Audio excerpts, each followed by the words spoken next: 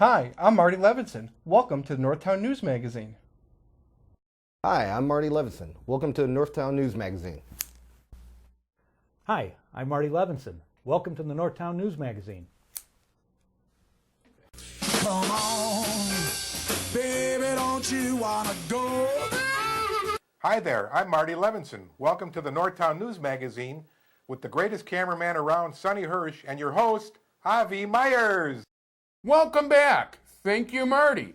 Avi Myers, Northtown Neighborhood News Magazine. It's been a month since we've done a new show, but that's in honor of the fact that CAN-TV now has a brand new headquarters, so for 4 weeks we were partially handicapped.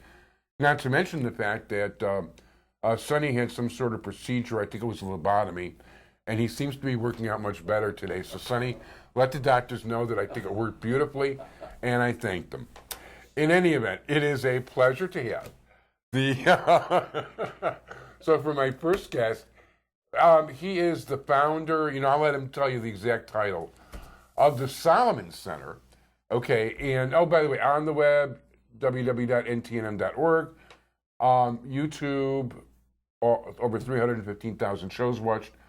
I'm going to let him give you the exact title. It's the Salomon Center, named after Haym Salomon, that I always thought was spelled Solomon, and he doesn't spell it that way, and I'm sure he did his research before he started to spell it with an A in there. Mm-hmm. And that, of course, isn't somebody who's been on the show under many different guises for many different things. Paul Miller. Paulie, how you doing? I'm good, buddy. How are you? Good, a pleasure You to see look you. good there, Sonny. This is the second or third lobotomy? I forget which number it is. It hasn't taken yet. Yeah, it seems to be working effectively. But, Yes, I think so, yes. No question. So, what is the Salomon Center? Well, the spelling, as you alluded to, is Salomon, named after Haym Salomon, who even most people in the Jewish community have no idea who that is. And he was a Revolutionary War hero. He's known as the financier of the American Revolution. And he was a person that General Washington sought out to help raise money to pay for the war. I mean, back when this country was looking to get its freedom from the British, you still needed money. You still needed to buy arms and ammunition and clothing and food, and they needed to be paid. He was the guy that raised most of the money, ended up dying penniless because the United States government never was able to pay back what was owed to him during his lifetime. Let's test my history memory. I think it was about $220,000. No, it was much more than that. Really? Yeah, it was closer to, I think even back then it was over 600,000. Wow. Yeah, it was a ton of money he had raised. There's a story that's never really been confirmed, but there's some history books have it that when the Continental Army had Cornwallis stuck at Yorktown and trapped, they needed to finish the job, but they didn't have the money to pay the troops as well as everyone else that was coming up to finish off the British. And the story is that Washington said he sent for Haym Salomon, and supposedly at his synagogue during Kol Nidre in Philadelphia, he was pulled out and explained what happened. Wow. And supposedly it was the congregants that night that raised what was $20,000 to pay for everything needed, the supplies, the personnel, and that finished the war. If anybody tells you that the Jews had nothing to do with the founding of this country, not only are they wrong, but there would be no United States of America without Haym Salomon. That's correct. And, yeah, that is something. Well, I went to Jewish school, so I get to learn about it early. We had that part in there. Well, we're not the ones that put all these, go ahead. No, what I was going to say is that, there's the one monument to him that is in Chicago on Wacker Drive that features him on one side of George Washington with Robert Morris on the other side. And that's only one of two monuments in the country that actually recognize his work. Really? Yeah. There's who one was responsible, do you know? I don't recall. I mean, it's been up there since I want to say the 1930s. I could be wrong, but I think that's approximately correct. And it was also, there's one in Beverly Hills, and then there's a plaque in Philadelphia. But he's I wonder one if of that these- was the Crown family, because they were the big Jewish money in those days. I don't know. I mean, for all I know, because it still features General Washington, it might have actually been more to honor him, and this was just was how it was decided. So I really don't know the answer to that. But it's because of that statue that growing up, I had a real sense of pride knowing the role Jews played in the founding of our country. So I knew about him then, and none of my friends did. And to this very day, with all my activity in the pro-Israel movement and all the writing and people I come across in my line of work, very, very few people still know who Haym Salomon is, and it's a shame. Therefore, I have to admit, and we're going to get into my organization. Sure. The Haym Salomon, I always felt there needed to be some way to honor him and honor his name and what he stood for, which was obviously freedom. It was obviously he believed in religious liberty. He was a very proud Jew. He also founded a synagogue in Philadelphia. He experienced anti-Semitism even back then. He apparently had loaned money to those who were involved in the first and second Continental Congresses, and when they owed him money, they walked around saying, "Yeah, I owe money to the Jew." Sad but true, in the sense that this is how they treated him. So he experienced all that. Fast forward, 200 and some odd years later, I'm proud to talk about the Haym Salomon Center for American Jewish Thought, which is an organization that I head up that was really the brainchild of a great friend of mine, a real righteous Gentile by the name of Jason Sturrock. I saw you on your Facebook page. Yes, and this was something that he really came up with a couple years ago. And not to get into too long of a story, but at the beginning of this year, we went out on our own. We were originally under another nonprofit group, but now we are our own nonprofit group. And what we do is we publish news articles and opinion pieces on themes related to Israel, anti-Semitism, religious freedom, intolerance in the Middle East. And we've been very lucky to have the success that we have had. We've been published all over the country. Some huge papers, USA Today, the New York Post, the New York Daily News, the San Francisco Chronicle, the Washington Times, The Hill. We have really found a way to get through larger audiences. And that's one of the goals, or one of the major goals of our organization, is to get the honest and fair pro-Israel perspective, get the word out about how bad anti-Semitism is, how it's growing, and getting it out to larger audiences. Yeah, I got to tell you, because I do a lot of reading, and I read a lot of publications, much more than the average person. And I don't always access them through, I'll access them more through Real Clear Politics. There are definitely times I've seen your guys writing, like Ben, excuse me, my congested today. But I've seen some of your writers, show up in other papers. Yep. And I always wondered, did they have this gig before, or how that worked, or what the connection was? And no, we started out in February of last year. It was just me. Yeah. And then from there, we brought on additional contributors, developed fellowship programs, and now have contributors and fellows, obviously in Chicago, but also at times in Boston, New York, San Francisco area, Seattle. Now we even have, and I'm really proud to say, is we have a correspondent in Jerusalem. Wow. Who, by the time this airs, will probably be old, but she yesterday filmed outside her apartment a terrorist activity. And she did it just with her regular phone. It's just as personal experience as you can imagine, where she's so visibly shaken up and where she's basically on the verge of tears. She made Aliyah a couple months ago, and she does amazing work. She's just this young girl. Eliana Rudy is her name, and she is reporting what it is to be an American Jewish girl in Israel. During the war with Hamas last summer, she actually wrote an article that we published in USA Today about her experience inside a bomb shelter. So what we are doing is we are trying to get past all the media bias, cut through all their BS, and show the world the truth. And people say to me, well, how could you ever be objective, if you're already admitting you're a pro-Israel organization? Well, being pro-Israel doesn't make you not objective. Yeah, it makes you.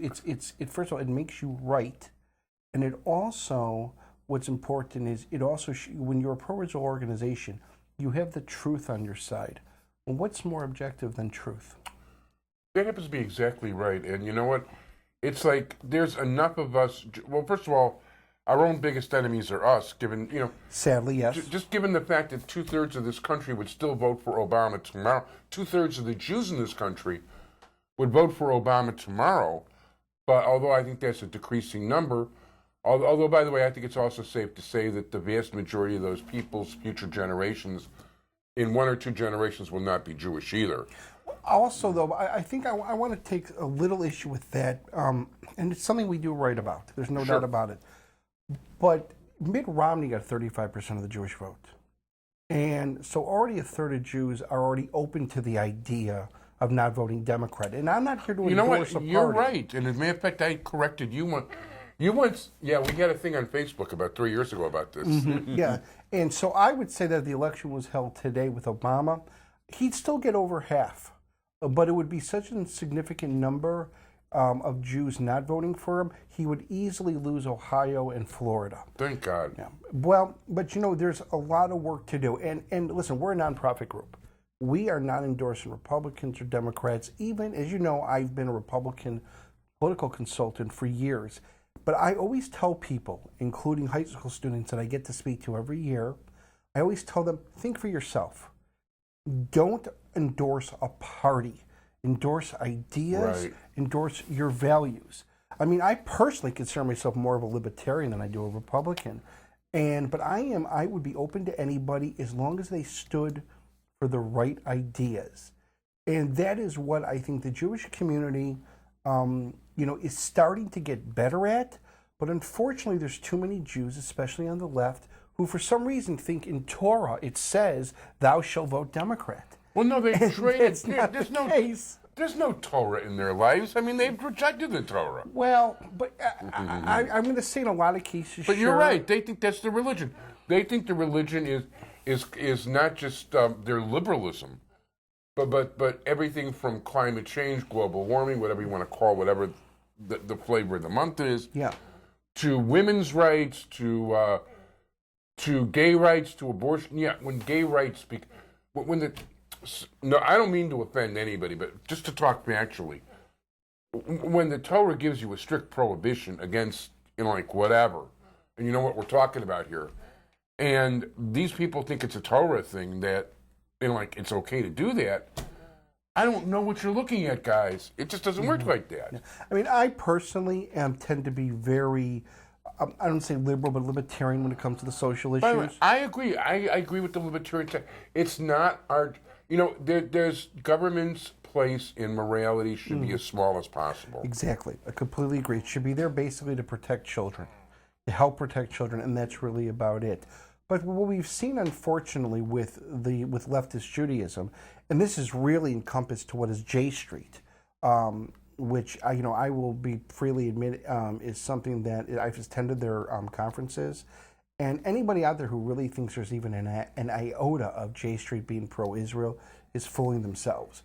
When I was at their conference this past, I think it was March or May, I now forget. But either way, when I was there, I spent almost a week at home afterwards in bed because I was so depressed. And this is a true story. You can ask my wife.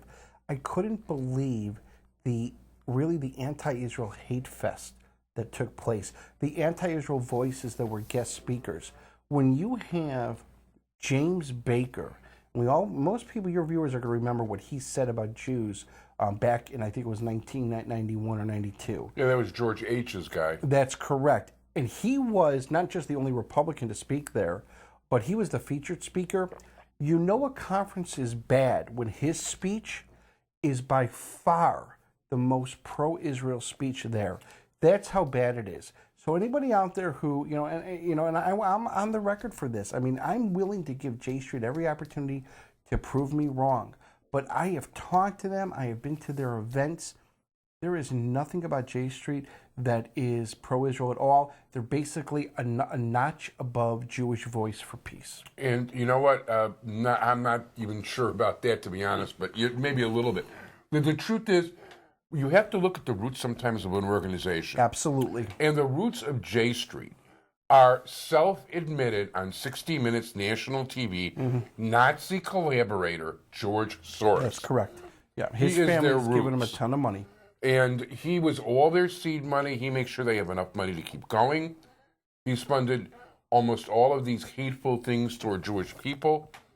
And he's still getting that high he got when he was trading in, Jewish whatever to the Nazis to keep his own miserable, filthy skin alive. Well, their leader, Jeremy Ben-Ami, has publicly said that their role is to be President Obama's, and I quote, blocking back in Congress. What J Street is about is progressive ideas. And they're about just pushing really the ideals of the far, far left progressive values.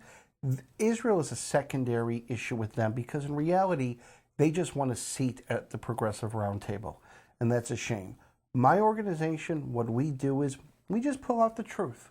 We do regular news stories about them where we contact them, we get quotes, we publish it. Hey, what you say, we will get both sides of the issue. Our op-eds are very honest, though, too. We put out our opinions when we do so. We publish them all over.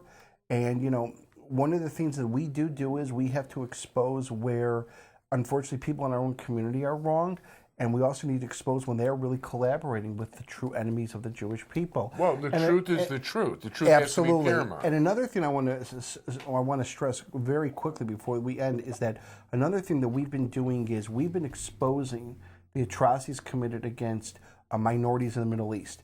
The Christian community, the LGBT community. We started writing about groups like Boko Haram and ISIS before it even became popular.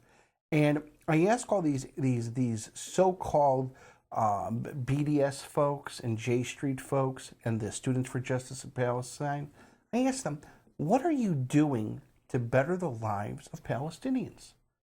You get a blank stare.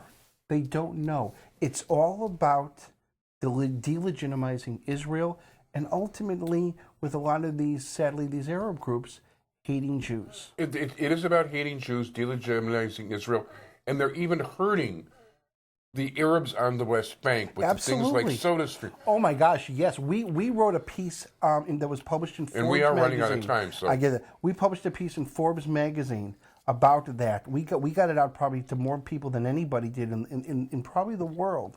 And yes, Israel's Jews are giving Arabs and Palestinians good, equal opportunity jobs. And the BDS movement wants to make them live basically in shacks again. Yes. And by the way, for the Arabs famous for their hospitality, throughout centuries and millennia, why haven't they taken in these refugees? There was no such country as Palestine. Tell me what their flag was. Tell me what their national anthem. Name me the last premier. I mean, I could go on and on and on and on and on. But the main thing is, we're going to have this guy on more often. The Salomon Institute, named after Haym Salomon. Salomon Center. The Salomon Center, I'm sorry. SALOMON Center.org. Okay, and you can find him on Facebook. You can find him on Twitter. Paulie Miller. And I want to thank you very much. And we will be talking. Always good to be here, buddy. My pleasure, Paulie.